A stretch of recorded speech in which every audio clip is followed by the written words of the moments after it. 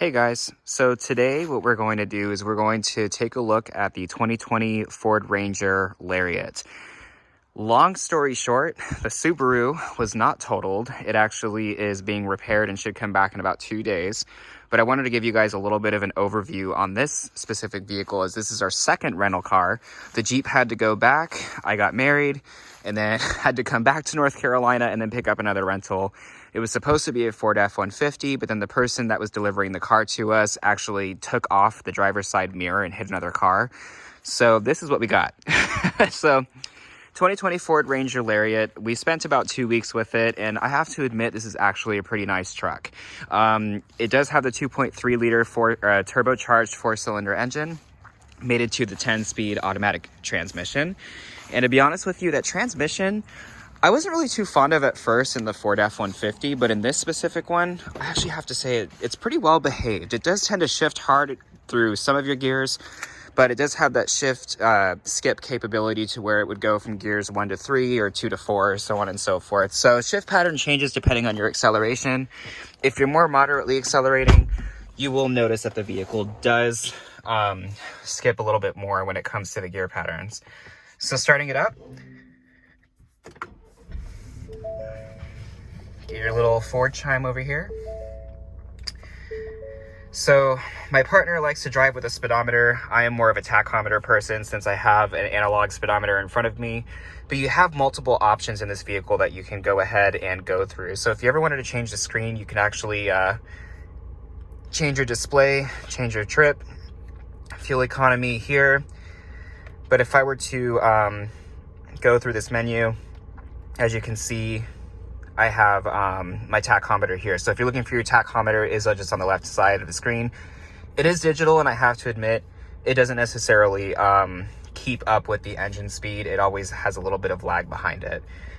This one is equipped with navigation. And on this side, you can see things such as your music and so on and so forth, and your phone.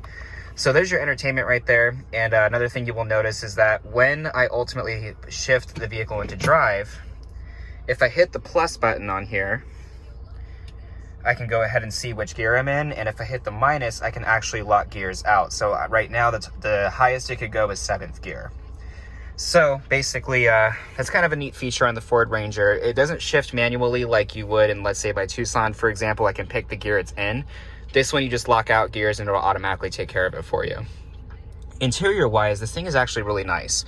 I do like the fact that the seats are leather in this one. It actually feels rather comfortable, and these seat heaters are absolutely amazing. I actually really do like them. But I will admit, you do get sweaty after a little while, so make sure that if you're in cold, or if you know you're kind of in Vegas where it's like 50 degrees right now, I miss home so bad, but it's like 50 degrees, then basically don't put it on the highest setting. You will burn your buns. Everything is down low, but you can operate. It's very similar to that of the Jeep. You can operate your controls here. The only thing is that your climate and such is going to be handled down here rather than on the screen. I'm just kidding. Look at what I just did. Literally it's right there. You can control your climate up here, or if you so wish, you can control your climate down here as well. But newer cars are moving to all the buttons are very down low, but things can be operated through the screen as well. So it's not really too much of a big deal, but it definitely, you'll kind of see that pattern going through all of your vehicles.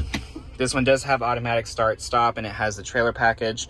I will admit the start stop in this one is actually really smooth. You don't notice it too much, but it still is an annoying feature.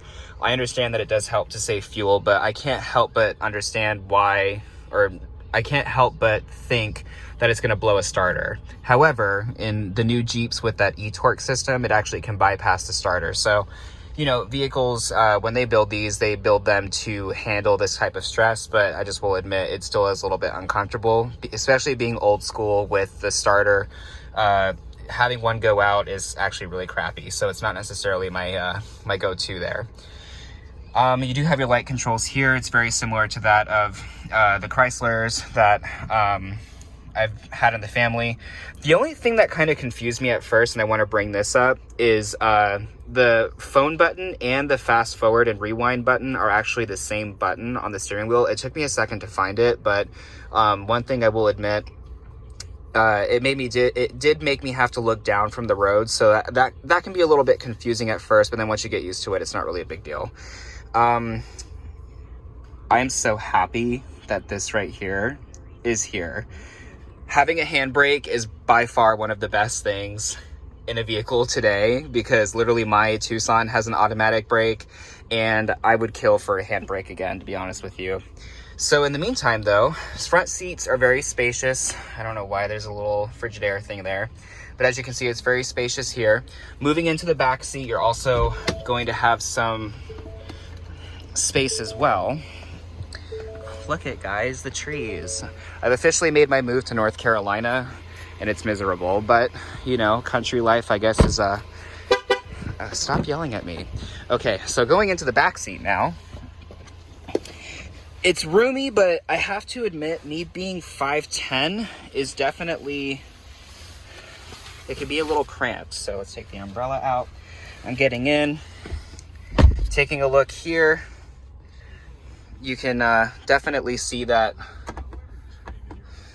the leg room on this is where my feet are. The leg room is actually okay. I'm actually just pressing up against the seat in front of me.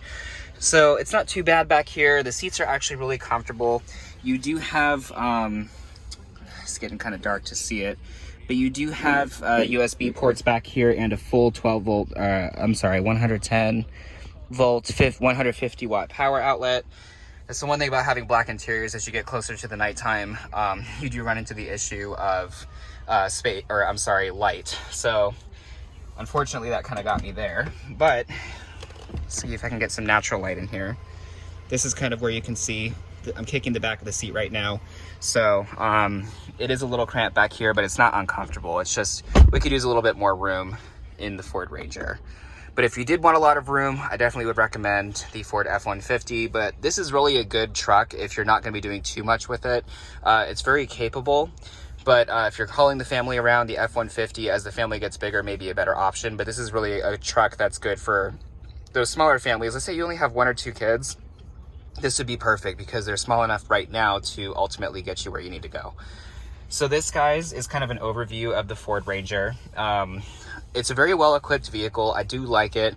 The transmission can be a little choppy at times, but I definitely do like the fact that it still is a step-geared automatic versus the CVTs.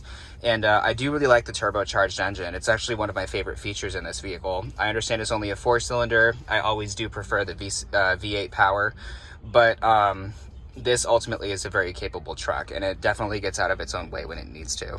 So in the meantime, I will let you guys know what happens with the Subaru Outback. I appreciate you guys watching this video, and should you have any questions or concerns, please feel free to leave a comment, subscribe, and like, and I'll catch you guys soon. Have a good one.